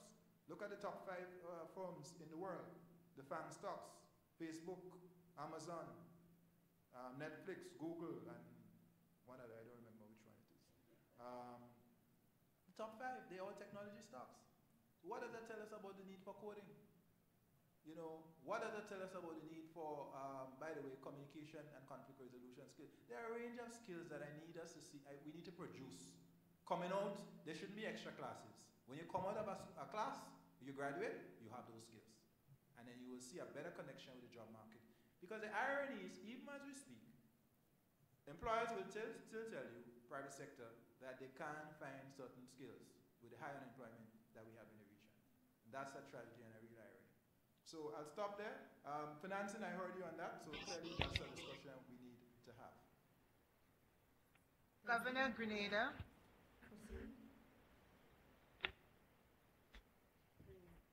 Linda, please. Yes, good morning, Governor Antoine. I would just like to make a comment and ask a question, particularly as it relates to Goal 3. I noted continue to advocate for the wise use of CIP and CBI funds. Well, first of all, let me say that I stand firmly with Prime Minister Gonzalez on the issue of citizenship by investment. But recognizing that my island has it, of course, if we have to go through that, then the wise use. So I would assume that that is the funds that are in control of the government, like the National Transformation Funds, for example, here. But before we get to that, I would also believe that the issue of the citizens that we attract, and therefore whether there is a role for the ECCB in the whole issue of the due diligence process, and what role is that, since we seem to be attracting the adjective of dirty money in this part of the region. And secondly, to also note that the other process that is important and seems to be circumvented, I can't speak for other regions, but certainly seems to be the case, is also bypassing a number of regulatory processes and bodies, or they are very much under-resourced to deal with some of those challenges of reviewing certain projects. And I think that this is very important at this stage in the context of those Hurricane Irma and Maria that we have just had, because a lot of these investment projects are targeting our coastal region. The other comment I would like to make is on the deployment of a limited portion of the reserves to finance transformational initiatives. You haven't expanded on it, and as you said, we have to, that has to get some thought. So I would just like to say that I hope that it would be something, because that would be regional in scope, or that everybody could benefit from. As we talk about skills, just let me make a plug here that we are islands. We are putting a lot of emphasis, I think, on our coastal and marine resources, and we are challenged by issues of climate change. And therefore, one of the skills areas, or that area that we need to be focusing a lot on in terms of building human resource capacity, is those areas to deal with marine biology and all of the associated skills and the issue of climate. Thank you very much, Governor. Thank you. We allow two final questions. I think we have had questions from all 6 countries who are connected. St. Vincent and the Grenadines, do you have a question? And then we see St. Kitts. St. Vincent and the Grenadines, do you have a question? Yes, yes, we do.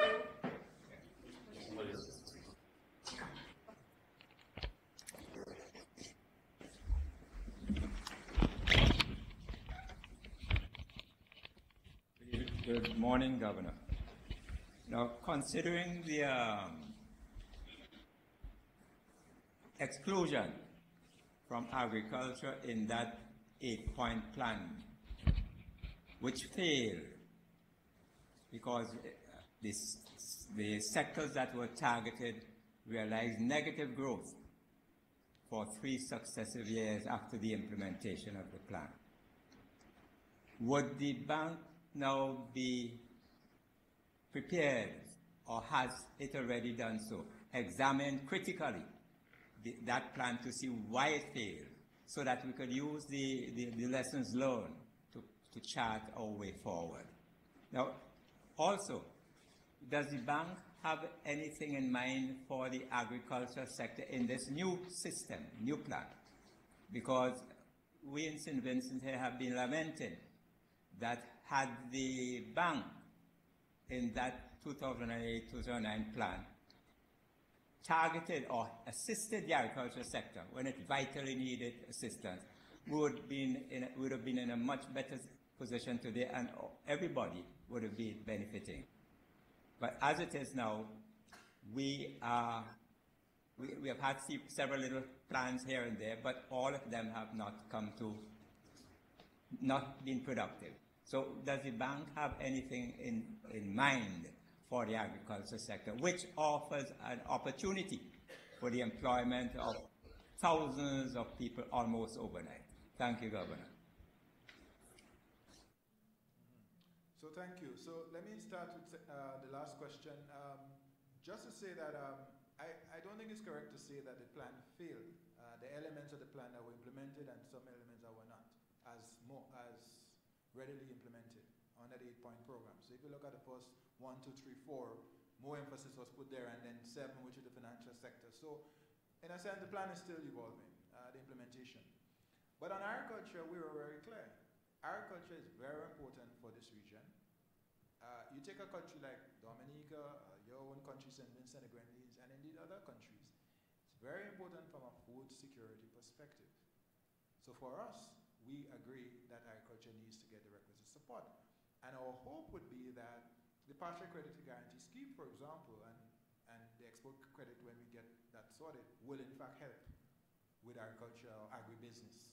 And agribusiness is how I want to describe it, because it's business we're going to support, not subsistence farming. As important as that may be at the local level. In terms of foreign exchange earning, obviously it has to be agribusiness. So yes, we're going to give more support or focus on that. And then we have to address the thorny issue of the traders, the hucksters. You know, we've been trying to work with Central Bank of Trinidad and Tobago. It's taken us a while because they have foreign exchange rate controls. But the reality is that we have to be able to get people to sell these things, and people have to be able to get EC or US dollars in return. So it's a challenge, but it's one that we are in fact working on. So, you know, that's all I would say on that at the moment. In terms of Sister Sandra's question, Sandra, good to see you.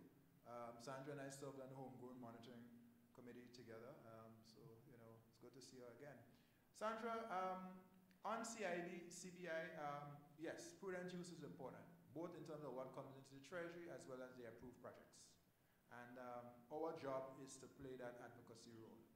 I am very pleased with the development, the recent development, where the heads of CBI units in the 5 countries that have programs have come together and formed themselves into an association, a committee, if you will.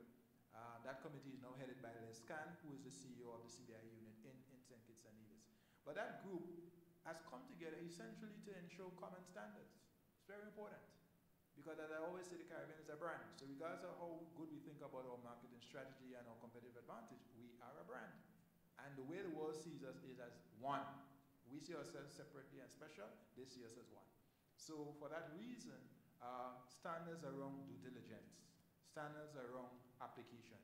If somebody goes in one country and gets declined, they ought not to get accepted in another country, especially if it's for obvious reasons, people of ill repute. So you would expect the due diligence to pick that up and to keep those out.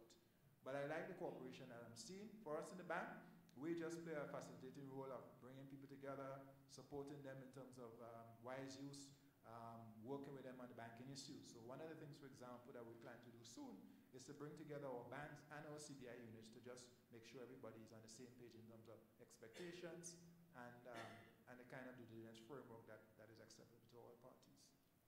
And a lot of work is going on there and will continue. On the question of the what is AML CFT? Well, just to say that at the central bank level, we have taken on the supervision of AML CFT for the regulated entities, or regulated entities, that's all banks and non-bank institutions under the Banking Act. So ECCB will in fact be regulating for AML and CFT. AML is anti-money laundering, CFT is combating financing of terrorism. That's very, very important for us. We have to keep the banking system as clean as possible. The integrity of the system is important, and that's the role we're playing. So central bank has specific roles. We're not the regulator of. We can't do more than we're supposed to be doing, but we think our roles are very important, the roles that we play at this moment in terms of supporting the CBI programs. Because whether we like them or not, philosophically or otherwise, they are very important for attracting foreign direct investment into our countries. And of course, foreign exchange helps to back the currency. So we can't take a passing interest in this matter. We are in fact invested in its outcome and its success. DG, you wanted to say something on reserves, and then Karen and Chris, you wish. Okay, thanks, Governor. Very, very interesting input from former Director Wendell Lawrence. Of course, as we indicated in the strategic plan, it's something that we're studying very closely. But we might want to remember something in the formulation of whatever we do with those reserves. So for instance, if as the Governor indicated, if tomorrow morning that we use 10% and it is targeted to growth industries, export industries, we earn foreign exchange. So we are actually putting ourselves in a trajectory to replace what we have used. There will be a mismatch in the timing, of course, and that's what we'll have to consider. But the exports of these territories are not static in a sense. So and the earning of foreign exchange is not static likewise. So if we are put ourselves in a position where we can strategically deploy some of those funds and that we can earn foreign exchange from the utilization of those funds, in time we could replace what we have used. So that's part of the formula that we'll have to take into consideration. So utilize some of your foreign reserves with the intention of incurring or getting more foreign reserves by export industry. And so if you get the matching right, we think that perhaps we will probably be in a win-win situation.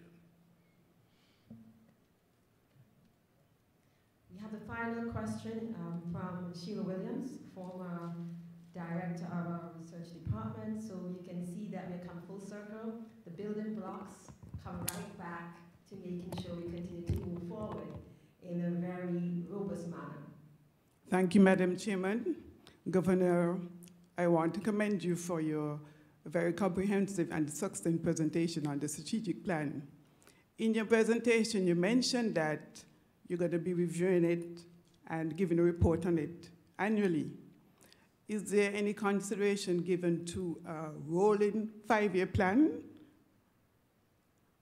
Secondly, I like the new vision for the bank. It sounds exciting. And I know you'll have to have buy-in from the bank staff, but what about buy-in from the public sector, private enterprises? How do you propose to get that? I know you have your ECCB website, but it's not everybody might be going on it. So how would you get that? Because if everybody knows the vision, then it's easier to implement the strategic plan. Thank you. Thank you, Sister Sheila. Always good to see you. We could count on your support. We are like to consider a 5-year rolling plan, but obviously we start with where we are. The term of the governor is 5 years, so that's a good place to start. I have to take responsibility for what I can control, which is the term. But I rather suspect as we go forward, we actually will in fact roll it as we go. When I made the point earlier that I mean implementation, Randy as well, there are some things we do not control, and we made that point in the plan. Passage of legislation, that's not within our control. We can get it up to council, get it approved, but actual passage in parliament is a matter for the governments. That could delay whether the plan gets implemented this year or next year. All right? So in that sense, I could see some rolling. The reality is that with the hurricane, there are some immediate priorities. So, you know, that might affect legislative mandate or timeline. We have to accept that kind of flexibility. So implicit in your question is a suggestion that we look at rolling, and I certainly think that's a good idea. Internally in the bank, we were discussing up to this morning rolling our capital budget, which would support the plan, because ultimately the plan has to be resourced. So I actually think that is how we will end up. On the question of how are we going to engage the public, a lot of it has to do with what we've started with the country outreach. The country outreach is different from the website and the YouTube and so on, the social media. It's touching people where they live in their communities. And I love it. I enjoy the interaction with citizens of the region. You know why? Because it keeps me firmly grounded in why I'm here. Because I don't see numbers when I'm coming into the bank. I see faces and places. I see real people with real issues. Because at heart, we are development workers. I always make that point. I mean, I'm an economist here, but first and foremost, I'm about development. So it keeps us grounded and focused. And we are able to test whether we are on the right track in terms of the interactions. You might ask, well, how come it took us so long with the strategic plan? Well, we had an internal process where we engage our staff. So frankly, I am satisfied that the staff had an opportunity to weigh in. Many of them did. We had an internal committee that worked on the plan, and I want to congratulate them even now. I don't know who's doing the vote of thanks, but let me just thank the entire strategic planning committee. I don't remember all the names now, so I'm not going to try to remember all the names, but they did an excellent job. Sybil, Karen, Chris, Raquel, John Benner, Emma for Sourdough, Sharon, welcome. Laurel Bain. Wow. Right? And they got input from all the departments. So I think we got buy-in. And now, here's what. It's tied to the budget. So I said to the team, you know, at the end of the day, when you come now and ask for budget, the obvious question, is this a strategic plan? So if they weren't paying attention before, they have to pay attention now. But now I'm satisfied that the staff was very involved in the process, and going forward will continue to be. At the level of the countries, I think when we continue to go out with country outreach, and we continue to report on the plan progress, we continue to hear what the issues are, that's the best way of making sure that they are informed. And of course, we will encourage them to look at the website and the various other offerings that we have on social media. But that's very important. Connection with the people, making sure they understand what we're doing, and making sure we take counsel from them as we go along. Because at the end of the day, we're there to help them. So thanks for that reminder, and yes, we're going to go forward with that in mind. Having said that, we want to thank you for coming. We really appreciated the depth and breadth of the questions that covered from enterprise, fund, our international's perspective, monetary council buying, the CBI, fiscal responsibility legislation, the Growth Forum and its achievements and its way forward in collaborating with the OECS and other institutions, Article 4.4 that speaks to our Economic Development Trust, and to ensure that any allocation of reserves to development is consistent with other objectives and also impacts regionally. Our strong and stable EC dollar, common tax framework, youth unemployment, We also looked at the skills required for ensuring that our coastal reserves are not only protected but are reinforced, and the issue of agriculture, ability for food security, and the investments in that, and also about the rolling 5-year plan, and how do we get buy-in. I think this is a comprehensive list of questions, but you also have a feedback form where we want to hear from you, and over refreshments, let's keep the conversation going. Let's give a round of applause to the governor and his team for such a comprehensive plan. And the governor's words were, the plan is about you and for you. So let's keep the plan alive as we go through our daily activities. Make sure that next time we come back here, we'll be saying the nowness of a strong Eastern Caribbean currency union. Thank you, have a blessed afternoon. Do join us for refreshments. We allow the Governor General